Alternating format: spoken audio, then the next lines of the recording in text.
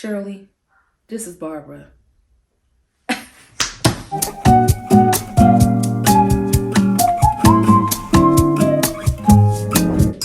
was in my 20s. I was in college and I was talking to this guy. Calls, text messages, and I'm really going to tell my age when I say this. Y'all remember Yahoo and AOL Messenger? Yes, girl. So he was my little boo thing. You know what I'm saying? I would call him. You know, he would send me texts during the day. How was class? You know, when can I talk to you? We was doing all the puppy love things, right? That you do at that age. While we were talking, he used to say shit like, yeah, I can't wait, you know, until I can get you pregnant and we can move in together and we can have a life and bloop, bloop, bloop.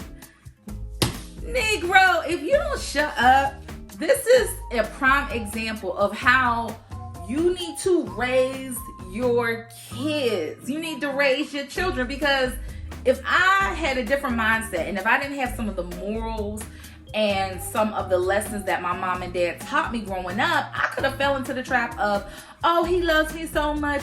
Oh, I want to have his baby. I want to be his boo thing and let him love on me. I was totally freaking opposite. I was the hot girl. I was in college. I was having fun. I was traveling. You know, I was doing everything that a young 20-year-old should be doing at that time. But like I said, it could have went completely different if I wasn't raised a certain way. And my parents definitely made sure that, hey, you don't think that all guys are bad, but you don't be so naive that you just believe everything they say. You know what I mean? And then at the end of the day, I'm thinking like, Negro, you was talking about, you know, getting me pregnant and not marriage. Like, come on, make it make sense. So we were talking, and it was cool. Like I said, he was like a whatever thing. Now, I did plan on going to visit him. We were talking about that. So glad that never came about, because it would have been crazy. I was at a banquet with my mom, and at the time, y'all remember Sprint had a silver, it was like a silver and gray flip phone, and the joint was kind of bulky, but it had a little tiny screen on the outside where you can kind of see the text messages right away, and you can see the screen change different colors when you got incoming phone calls. It was like the la creme at that time. I was at this retirement bank with my mom, and my phone was just going off, vibrating, and I'm seeing all these text messages on my outer screen, my phone, just like going off, like all kinds of stuff. Oh, you effing my man, who you think you are, where you live, I'm gonna beat your ass, you know, both of y'all can get it. And I'm like, okay, whatever. I turned the phone off. I went home that night. I forgot to turn my phone back on. Turned my phone on the next morning. I had like 32 missed text messages and about 15 missed phone calls. So I sat there and I was like, all right, Turquoise, you got two choices. Either you can ignore it or you can call it. Girl, you know I was gonna call it because you're being disrespectful. So I called the number back. This chick was blasting on me. When I tell you, going 90 miles per hour, you ain't this, I'm gonna beat your ass, you know, you bitch. I mean, she was going, you know how that goes, whatever. When she was done ramping for like a good minute, I said, first of all, you're not going to disrespect me. Furthermore, I have yet to text you one disrespectful thing back, and I called you. Once that was said, it definitely cooled out the situation a little bit, and we was able to proceed. Shirley, this is Barbara. She started telling me some of the backstory. She said, do you know, what can we name this guy? What can we name him? Do you know Larry? We'll give him the name Larry. Do you know Larry? And I'm like, yeah, I know Larry. Have you been talking to Larry? I'm like, yeah, obviously you saw something. You know, you didn't get my phone number from him. You were snooping and you found what you needed to find. She's like, yeah, well, did you know he's been in a 3-year relationship? I said, absolutely not. oh, well, yeah, he's in a 3-year relationship with me, and I've been taking care of him. Girl, you got him. Like, I'm 21, and even back then I'm thinking, you taking care of him? Girl, you is a fool. Do you hear me? And she's like, yeah, so, you know, I'm taking care of him, and he's been with me for 3 years, and I put him through school, and I'm taking care of his son. Okay, so this Negro complete lied to me. He never mentioned his son. He definitely never mentioned being in a relationship. He didn't act like he was in a relationship. Even if I would have gotten a hint that he was involved with somebody, I would have just felt bad. Even at a young age, like in my earlier 20s, I was never like that girl. Like, oh, I'm on a date with so-and-so man, and we gonna creep, and there's just too many fish in the sea for all that. So she's telling me the backstory about their whole relationship, and I'm like, well, listen, y'all have fun with that. You guys ride off into the sunset, because I'm going to take myself out of a love triangle that I never wanted to participate in the very first damn place, right? So she was just talking, and the crazy thing is, I had a feeling he was on the phone, but I got confirmation he was on the phone because I heard a little click. For those of you who do not know, back in the day, people had landlines. And unless, the only way you could hear, like, you could hear somebody pick up the phone, you could definitely hear someone hang up the phone. Even if you was like to put it down real gently, you could still hear the phone going down. Now, back in the day, people used to say you had to put a piece of tissue in between the phone and the actual base and then hang it up so the person wouldn't know that you hung up, but whatever. Long story short, this Negro was listening to me and his girlfriend go back and forth, right? Finally, she yells, Larry, stop playing with me. I know you on the phone. We hear you hanging up and picking up the phone. Listen to our conversation. I'm so sick of this. So she went from ranting at me to talking to me to going off on him about stuff that he always did. I mean, it was so easy to tell, like, this was y'all pattern. This was part of y'all relationship. Y'all both accepted this behavior, and it was what it was.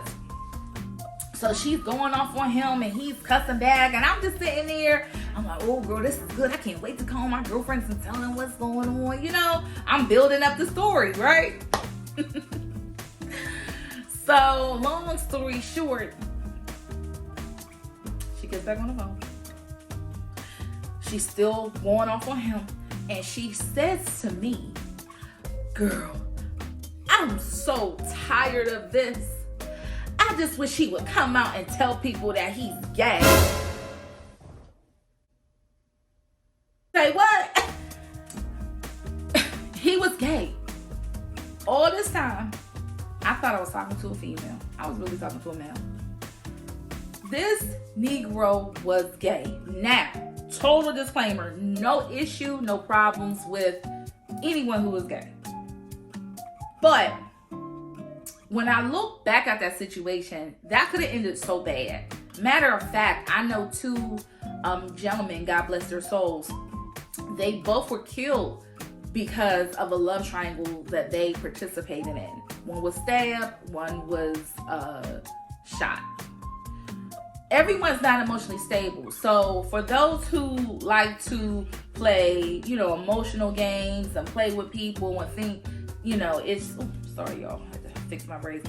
For those of you guys who think it's sweet to play and cheat around on people, everybody's not emotionally stable.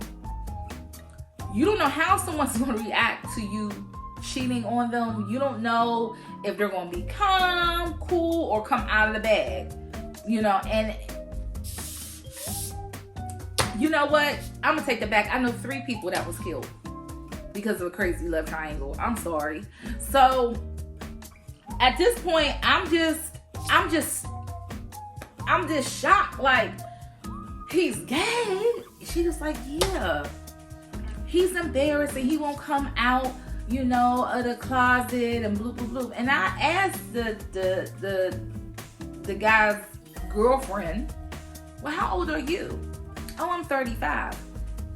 The guy I was talking to, he was 21. No, I'm sorry. He was 19. How old was he? I think it was 18. I don't know. Long story short, it was definitely a situation where the guy was 10 years plus his senior.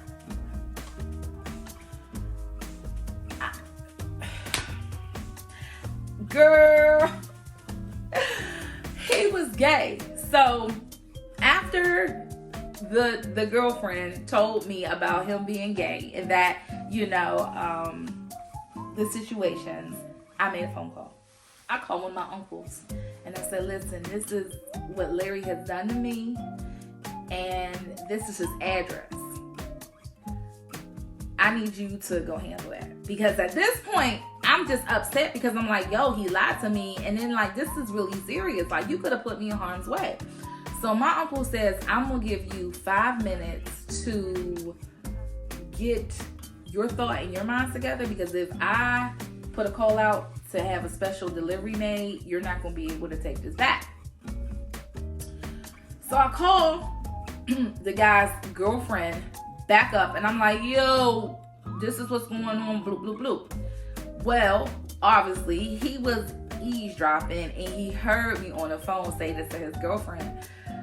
Crazy plot twist to this whole story is he knew my uncle. And I have lots of uncles, but my one uncle in particular is very well known in these streets. Like, no joke, right? So I'm like, I got your address, girl. And then I'm thinking like he put her in danger too because he was just giving out their address like it was nothing. You know what I mean? Like, you could have got her hurt. I said, girl, I'm going to go do what I got to do on my end. Y'all have a nice life. Thank you for calling me. You know, maybe we can go have a cocktail in the future. Hang up. 1 minute later, she called me back. Girl, I don't know if you really want to do this because my man's up here crying because he knows your uncle. And he's pressing charges against you right now because he's shook and scared, girl. You know, I told him he needs to relax, but he really needs to learn from this. You can't be playing around with people and their feelings and all this stuff. It was just a whole mess. So long story short, I told my uncle not to send his goons over there because it definitely would have got ugly. But, oh my God. Raise your daughters. Raise your sons. Teach them not to fall in love with every Jane, Dick, Harry, and Ashley that comes along. And be honest. Be honest with people. Be transparent. Because like I said, looking back at that situation, that could have ended up so bad. And we weren't in the same city, but still, would have took him up on his offer to go visit him. I'm thinking I'm going to his apartment or his house. I'm going to your boyfriend's crib. I hope y'all enjoyed the story time. I love you guys. Oh, and it is Wednesday. Monday's Valentine's Day. So I guess that was my Valentine's Day edition of Her Creative Life. I don't know. But anyways, I love you guys. Stay creative. Bye.